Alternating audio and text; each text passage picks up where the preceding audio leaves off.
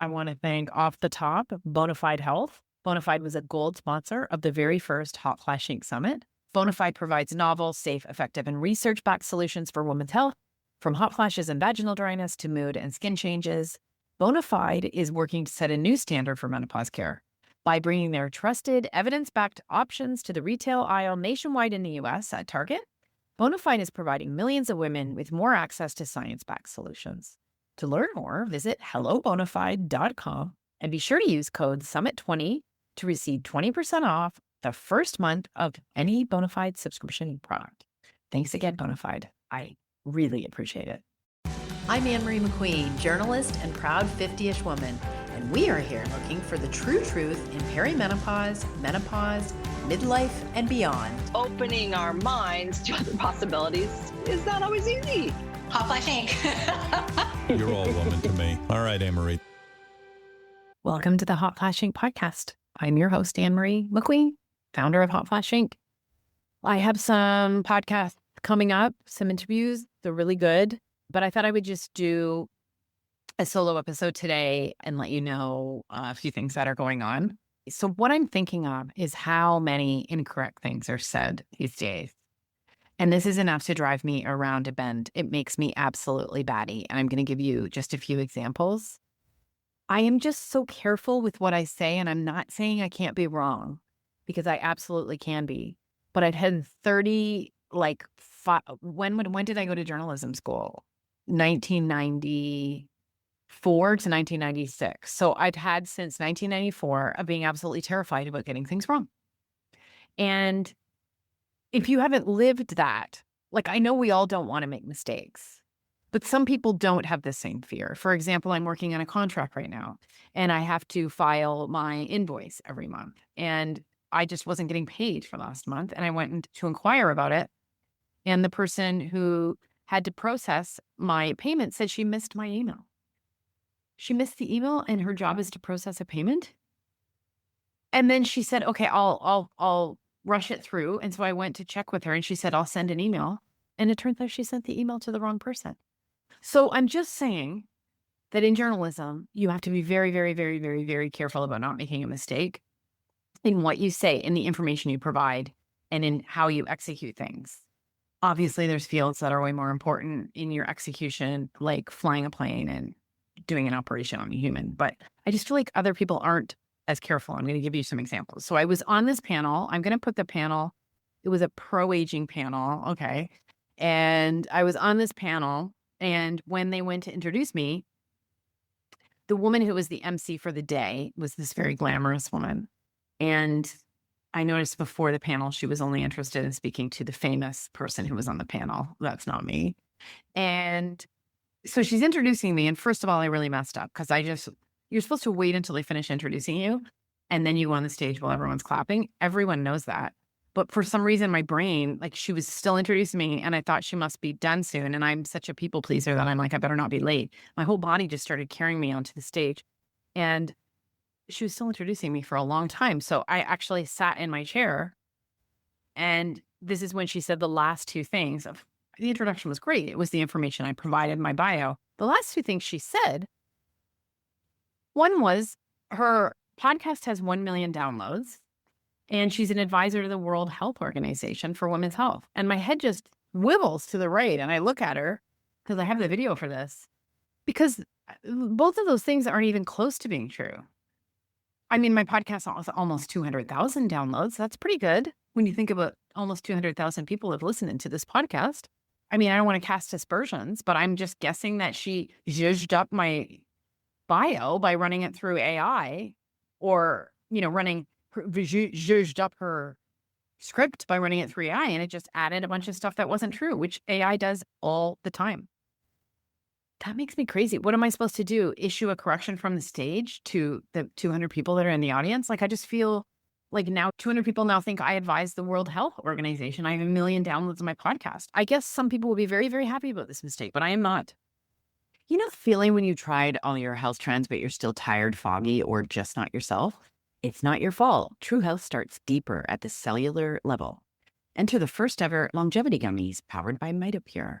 They're the only clinically proven urocylin A gummies designed to recharge your cells, boost energy, and help you feel strong and vibrant from the inside out.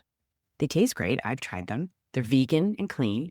And MitoPure's own testing shows they can add up to 12% more muscle strength in just 16 weeks.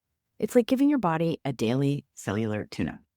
If you want to feel energized now and as you age, click the link to timeline.com in the show notes and use my code HOTFLASH for 20% off your first order. That's timeline.com and code HOTFLASH for 20% off your first order.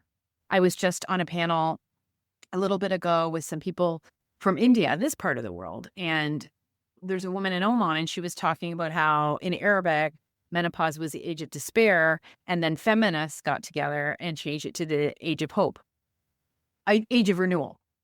And that part's true. The part that's true is that it was changed from the age of despair to the age of renewal.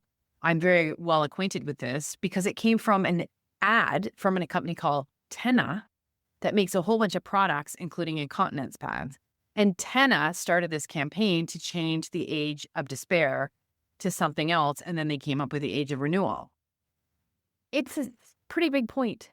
And I didn't want to correct this woman who's older saying that it's feminist, because these are the kind of things. Do you remember Stephen Colbert and his truthiness? Like, this is where it's like, that sounds right. But to me, it's important that it was a campaign. And why I like to say that it's a campaign when it is a campaign is because so much in menopause now is being done by companies, and people are just treating it like it's just an organic, genuine expression rather than something that the company is doing to get attention for their product. And I'm talking about white papers. I'm talking about research and surveys. I'm talking about podcasts that they do and events that they sponsor. I'm just campaigns that they start. It's all very important that we understand that these are commercially driven, I think. And very rarely do we come across anything that's organic. And so that really ends up bugging me. And then the other thing I saw that drove me nuts was a doctor I very much respect, who is a researcher, who has been on my podcast, who made a post about not needing progesterone after you go through surgical menopause because progesterone is taken after surgical menopause to protect your uterus. And I know that to her, this is true because that's what in mainstream medicine, ob-gyne, that's what you're taught progesterone or progestin is for. But you walk into the hysterectomy, partial or full, with all your hormones. And do we really think that progesterone does nothing else but protect the lining of the uterus? Are you kidding me? It has protective benefits from the top of our head to our toes. And so to see someone speaking with such authority, who is an authority, so unaware that progesterone would have other benefits other than protecting the uterus, and telling women that they don't need to worry about it if they're not on progesterone, because that's all progesterone's for. These are the things that keep me up at night and are turning me into a lunatic. So anyway, I wanted to talk about something else this week. I wanted to talk about perimenopause and ADHD. You're hearing about perimenopause and ADHD, and of course, ADHD is taken all over everything. And there is a huge dovetailing here of ADHD and perimenopause.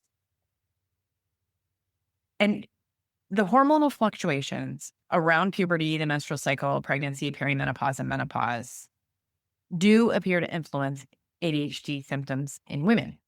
So you have the estrogen and progesterone shifts. Those are linked to changes in the neurotransmitters, dopamine and norepinephrine. And those things matter for attention, executive function, and impulse control. And we have research that in female ADHD, women may have an increased risk for perimenopausal symptoms, including sleep problems, anxiety, depression, and decline of executive function. There is also the situation where people who had no idea that they had ADHD and may have masked it for a long time experience such profound changes during perimenopause that they have to start looking at the fact that they might have ADHD. A study at King's College London found that for all women studied, Higher ADHD trait levels were associated with more menopausal complaints, even if a formal ADHD diagnosis wasn't present. And an article from Attitude magazine, they serve ADHD readers, reports that women say their ADHD symptoms were exacerbated during menopause. Or, as I just said, that perimenopause triggered recognition of underlying ADHD. And it's really difficult to untangle this because is it just midlife hormonal changes, or is it a flare up or an appearance of ADHD where perhaps someone wasn't aware? And this overlap of cognitive symptoms and the brain neurotransmitter interaction with ADHD it's just really interesting to me. And it's just not clear how much ADHD symptoms worsen because of menopause versus how much women with undiagnosed ADHD are simply reaching a tipping point in life. It's all just very much like we need to study it more. And I'm like you, where maybe I'm of the mind that I see a lot of like medicalization of everything out there. And I don't want to, for women in midlife, perimenopausal, or who suspect they have ADHD, the perimenopause phase may bring increased challenges. Usual coping mechanisms and strategies may slip. There's more brain fog, disorganization, memory issues, mood swing. If you've never had an ADHD diagnosis, but you're finding it particularly challenging, you could ask, could this be ADHD? Especially if you start thinking about your earlier life and you start realizing that some symptoms you had when you were younger could have been ADHD. And this is what happened to me because in my 40s, I had a friend who was diagnosed with ADHD when she was a teenager. And she said to me, I think you have ADHD, except that you're very, very organized. We both worked at a newspaper and I was the features editor. And she said, you run it like I would never be able to run it like that. But it was when I left the newspaper and I became a freelancer that it really all blew apart. But this was also in my late 40s when perimenopause was in full swing. So I started to think back, like it took me many years to accept that this might be what's going on. I just remember saying, I can't get organized. I can't get organized. I can't get organized. I feel like I've really actually never been organized since then. Although you'd argue to run this platform, I have to be, and also I've been working full time. I have to be pretty organized. And I sort of started to look at, I've looked at those accounts for ADHD and there's a lot of things resonate with me. The internal hyperactivity and the inner chaos that I felt in my life, the overthinking, my gosh, the overthinking and the rumination, the racing thoughts. I've realized in my life that sometimes I just get a thought, good or bad, and I just it's a loop. Like, it's like almost like I'm soothing myself with the thought. It happens all the time. It might have been like if I went on a nice date, I would just replay the date over and over and over and over. Or something bad happened and I just replay it over and over and over. It happened to me last night because I started to think, oh, I could take my Bitcoin and leverage it with one of these new companies and I can withdraw money and buy more Bitcoin. And then I thought about it obsessively for like the next 14 hours. Some of the somatic complaints, the nervous system dysregulation, the hormonal sensitivity, like jaw tension, body tension, neck, chronic pain. I've had those digestive issues, disordered eating. I had a binge eating problem probably from age 8 or 9 until about 30. And then in this current contract, I'm working for a museum that's opening and I was editing their accessibility policy. And that's when I started to realize that I also have sensory sensitivities, major ones. Like the office I'm working in is so overpoweringly scented that it makes me feel ill like many days. And the girls there are local and they'll burn incense that makes me feel literally sick. And then I remember back to my childhood, like crowds, noise, lights. I remember having to leave malls with my mom. I remember my mom often she'd take me to get a Coke.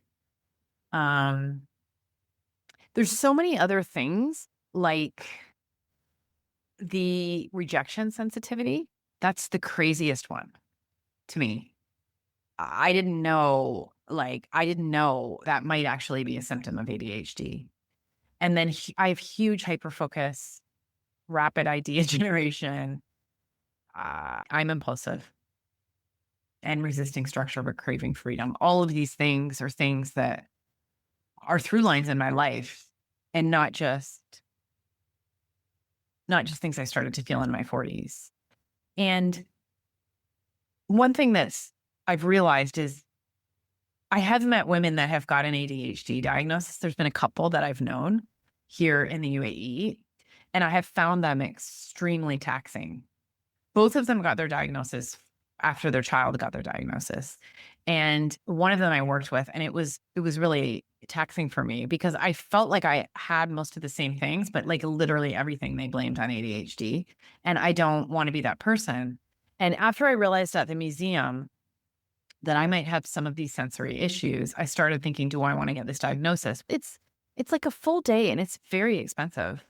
And I just can't, like, of all the things I want to do that I can't get to, it's just not there. And I don't really know that I need it, because when I have done so much work on my nervous system, I've done breath work and somatic work and all these different healing things. And the acceptance and understanding is very, very important to me. And it's been transformative into how I contain myself and conduct myself. And I have actually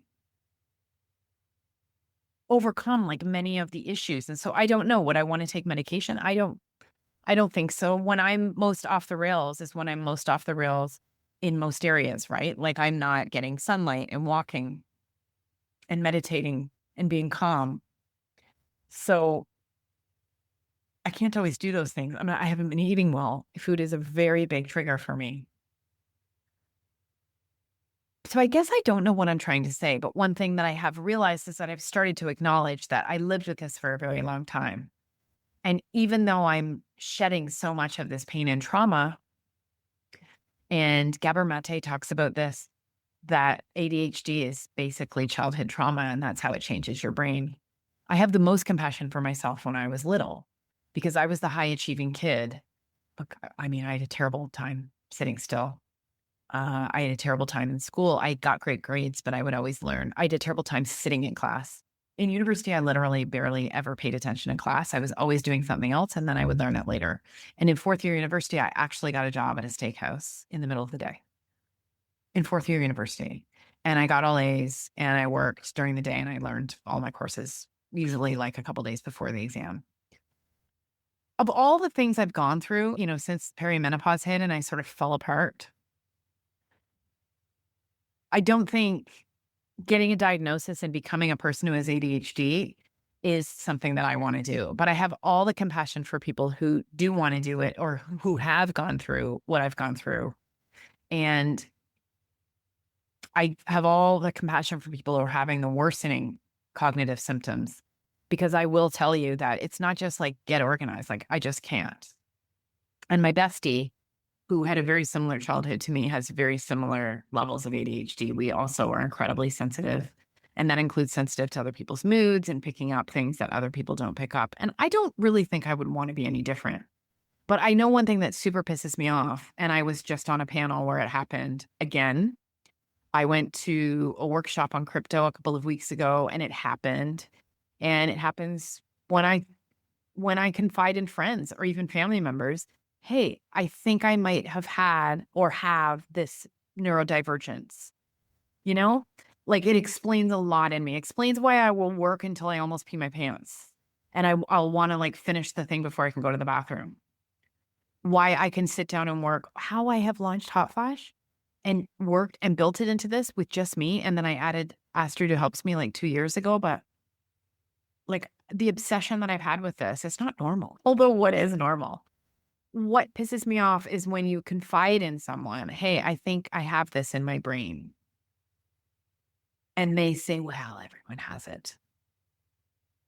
It's so hurtful to me. I don't want to show you my ADHD diagnosis. I'm not even getting one. But if a person confides in you that they feel that their life has been a certain kind of way and that they've had a certain kind of pain from something, I think the very last thing you want to do is say, everyone's got that. Like that sucks. That's a shitty thing to do to someone.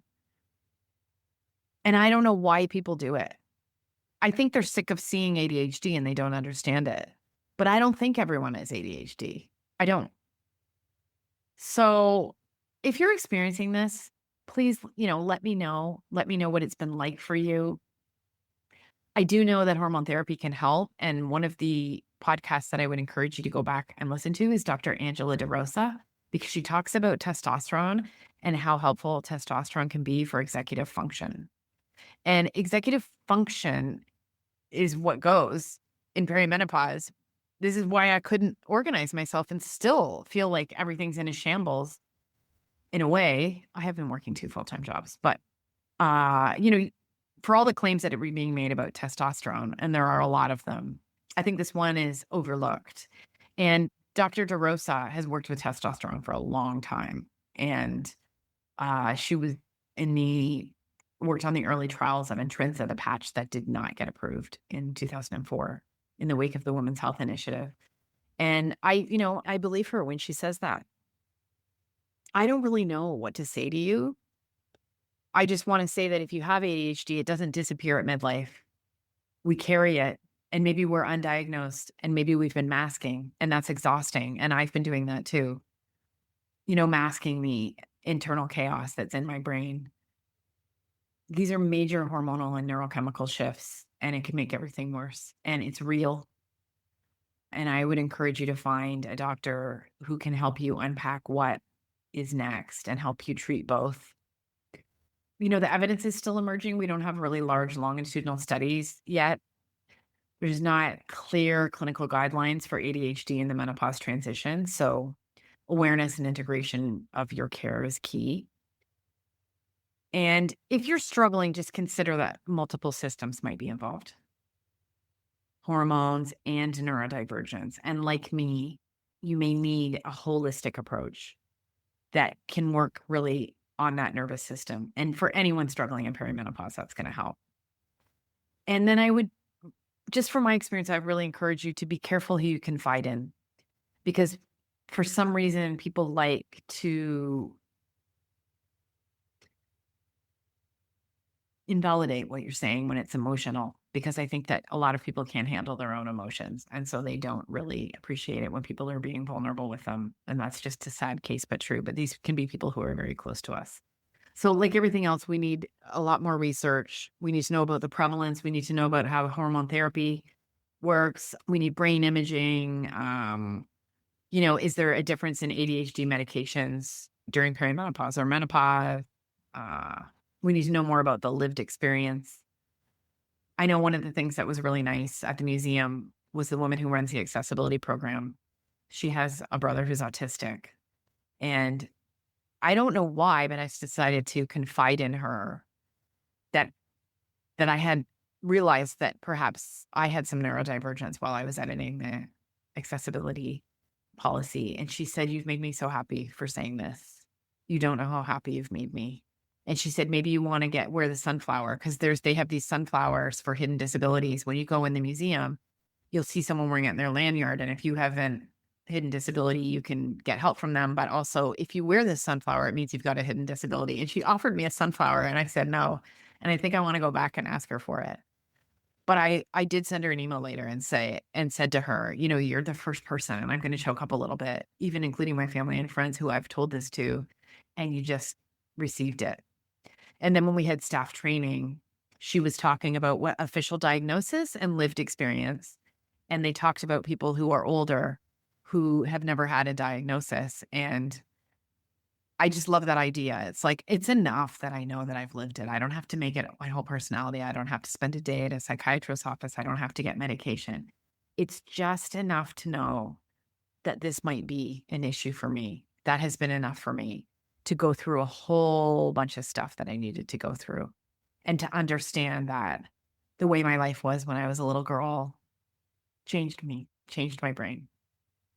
And it made it great in ways, and it made it harder in ways, and it just made me me. So again, I would love to hear about it if you're going through something like this. I'd like to know what your questions are, who I should interview, how I should approach it. And I hope this has helped a little bit.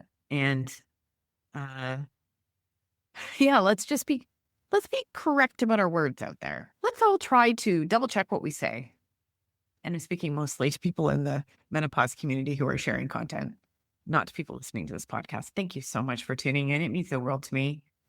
Send me a text if you have a tag. Send me an email at amcqueen@hotflashinc.com. And I'll see you next week. Hotflash Inc. was created and is hosted by Ann Marie McQueen, produced and edited by Sonia Mack. The information contained in this podcast is intended for informational purposes only and is not intended for the purpose of diagnosing, treating, curing, or preventing any disease. Before using any products referenced on the podcast, consult with your healthcare provider, read all labels, and heed all directions and cautions that accompany the products. Information received through the podcast should not be used in place of a consultation or advice from a healthcare provider. If you suspect you have a medical problem, i.e. menopause or anything else, or any healthcare questions, please promptly see your healthcare provider. This podcast, including Ann Marie McQueen and any producers or editors, disclaim any responsibility from any possible adverse effects from the use of any information contained herein. Opinions of guests on this podcast are their own, and the podcast does not endorse or accept responsibility for statements made by guests. This podcast does not make any representations or warranties about a guest's qualifications or credibility. This podcast may contain paid endorsements and advertisements for products or services. Individuals on this podcast may have direct or indirect financial interest in products or services referred to herein. This podcast is owned by Hotflash Inc. Media.